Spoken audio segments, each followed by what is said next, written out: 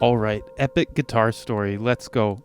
So the year's 2024, sometime in October, and I'm walking around, and the weather's kind of crappy, but it's not raining yet.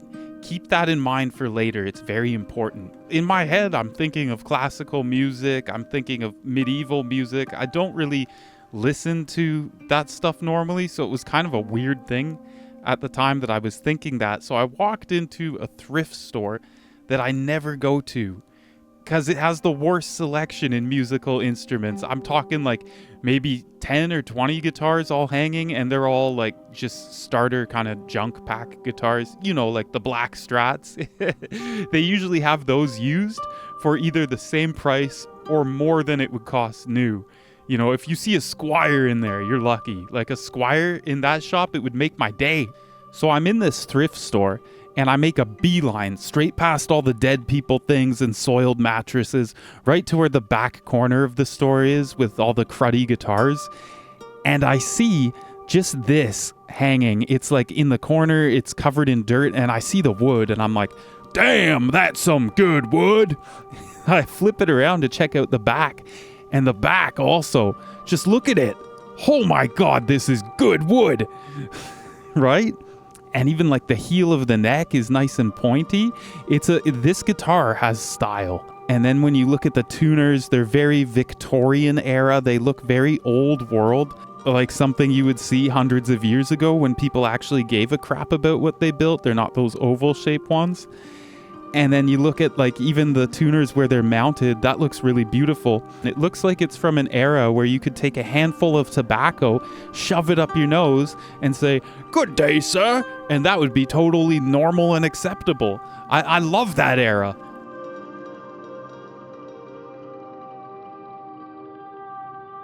And then when I checked out the sound hole, I saw the words Suzuki guitar, and that's when I got all excited. Whoa, it's a Suzuki! Oh my God! Vintage, made in Japan, not sure about the year. There's no information on this. I've tried all the research I can online, can't really find it out.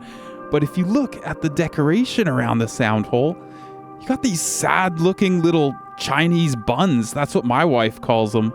And it's really funny. I don't know why some guy painstakingly crafted that pattern. And we'll take a look at the headstock too. There's also a cool wooden line pattern. I'll have other footage going throughout this video. But yeah, the fingerboard is lacquered.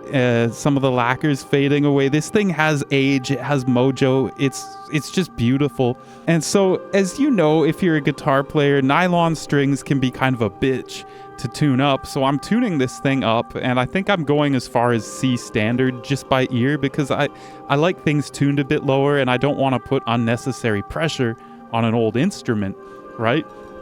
And I start playing, and I'm like, oh my God, I feel like it sounds like music straight out of Red Dead Redemption 2 or something. This thing has mojo, it has character, it's alive. You know, when I talk near the sound hole, you can hear the things just resonating with sound. It's insane. You know, they don't build them like that anymore, do they, huh?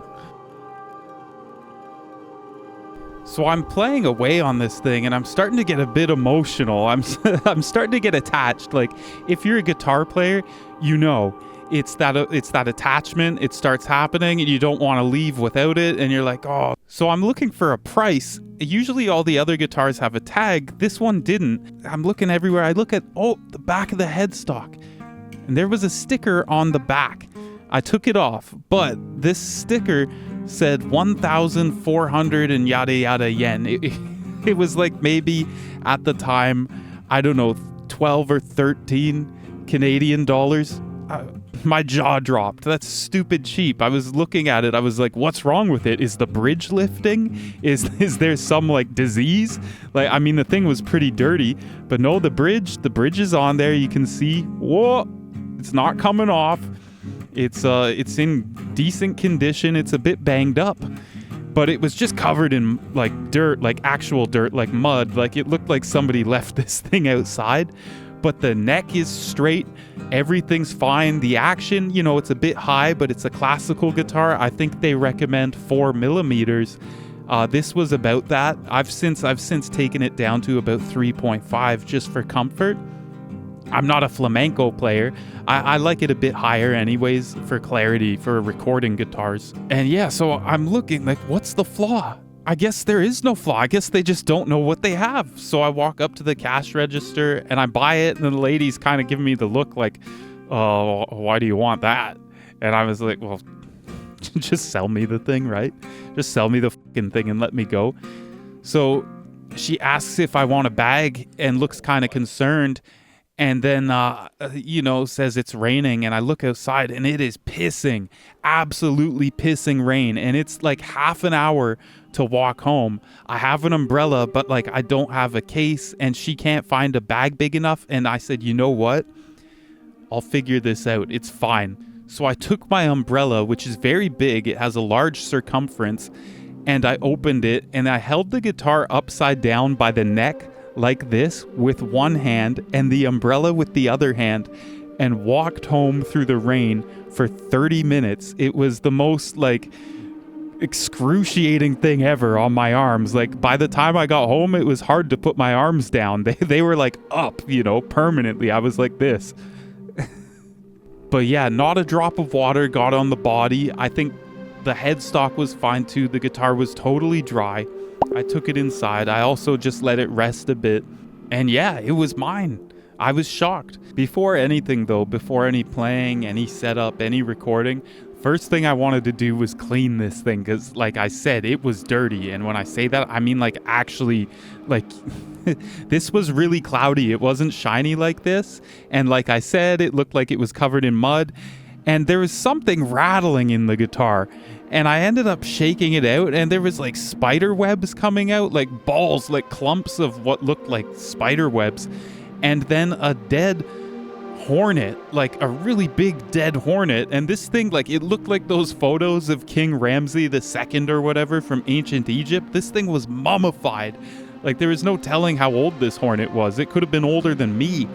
But after cleaning it, after a setup and a few days of just kind of getting used to the thing, that's when I started appreciating the instrument for what it is. I don't think I could have got something this good for that price. It's one of those like once in a lifetime deals that comes, and if that's like the only one that ever happens, I'm happy still, because this guitar, it kicks ass. It's amazing, and we're gonna take it through its paces. Let's go and check out what this sounds like in like a studio kind of setting.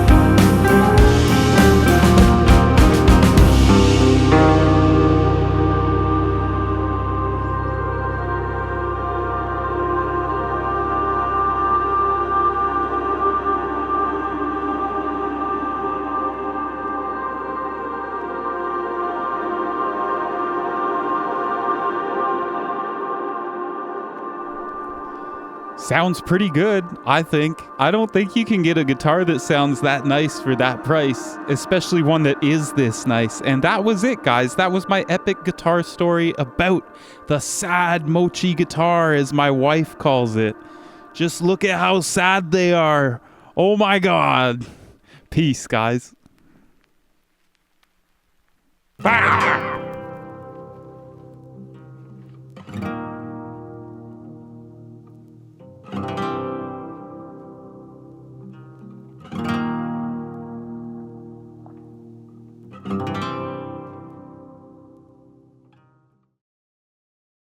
Do you guys like my shirt? That's so metal. It's the Grim Reaper with a flaming truck. Wow!